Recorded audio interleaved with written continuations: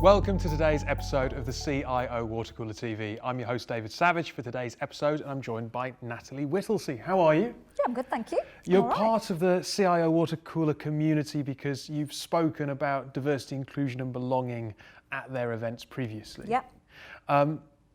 It must be interesting to talk about something that's been spoken about so often and yet still the dial is not turning as much as it should do, despite all of the words, right? Yeah, I think there's a real mixture of responses when you start talking about diversity in general. So I think for some people it's, we really need to sort this out and I really want to listen to this and you know, they're taking photos of slides and they're writing notes and chatting positively.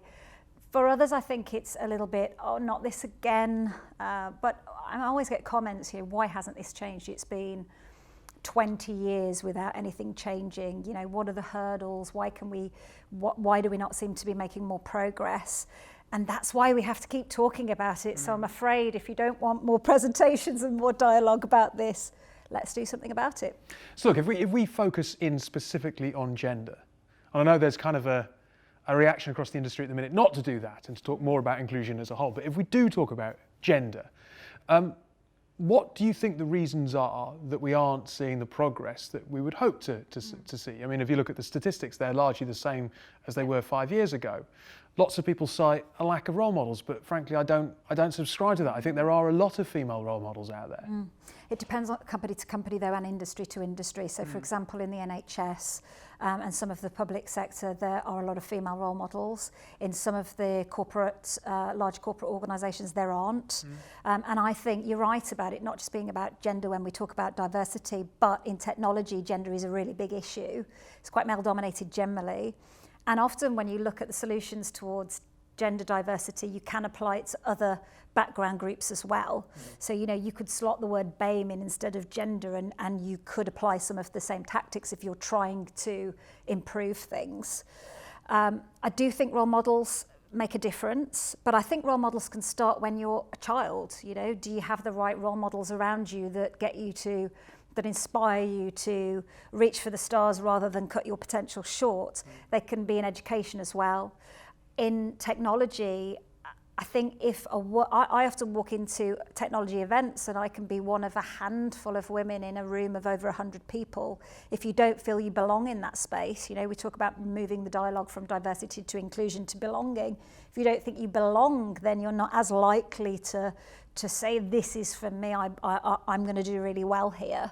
You know, the other thing is seeing people like you, and this is the same with any characteristic. If you don't see people like you in an organisation, and it doesn't have to just be in technology, it could be anywhere at board level, that's a problem. If you have a white male board in an organisation, for people that aren't white male, they wonder, you know, can I get to the top or am I going to be cut short here? These are sometimes subconscious things that go on in people's minds, but you know, they are there. Specifically with gender, we find a lot of women enter technology through sideways routes. So they don't necessarily study technology or even study a science-based degree. They might go into marketing, PR, all sorts of different things. Then they'll get involved in a technology project, suddenly get interested in it.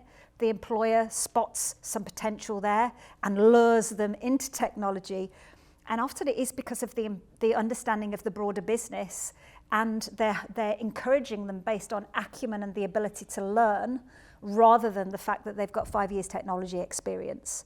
So that's where we see a lot of women go through on their journeys into technology. Well, do you think the fact that the skills market is so short of good talent kind of strengthens the hands of women coming into the organisation?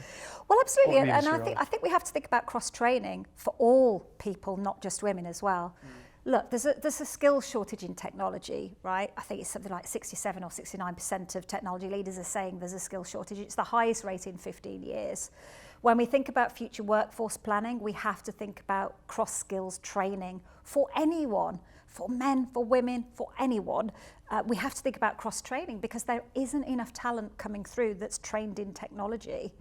So, you know, this is, and tech is changing so much. Someone said to me before, but what about if you need 10 years experience? And I said, really, 10 years experience? in 3 years, we probably won't need the technology that's required right now. See, that's an interesting point, because I do think, and this might be a massive stereotype, but I do think that women are probably better suited to the environment of continuous learning than men are. If we're moving to an era where you have to be more flexible in your thinking and your approach, I think women are generally better suited at that than men are. I think you can find people that are really flexible and able to learn.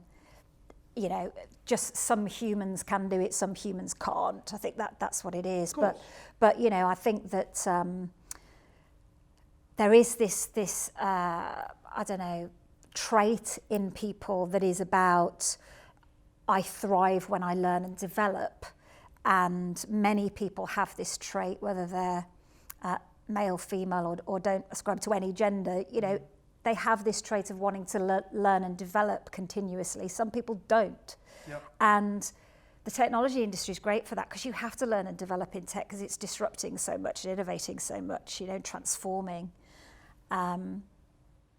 We often talk about male allies as a last point. I mean, it stands to reason that allies are important to any minority group trying to make their way in the technology industry, whether it's BAME or female. But as a female figure in the industry, what are you looking for from a male ally? Because I do think there's possibly a slight nervousness from men about how they actually approach that without it appearing condescending or in some way. I haven't found that. When I held a round table with a group of female leaders in technology a while ago, and when I put notes about it on LinkedIn and so forth, a lot of men approached me and said, I'd really like to be involved with that. I've done loads of great stuff in increasing diversity within my teams, and I think I can share and learn. And the women within there as well said, there's no point just us women being in the room. We need lots of men in the room to help with this, to take it forward. And we agreed going forward that actually we need everyone to be involved in this. You can't preach to the converted. You have to reach a wider audience.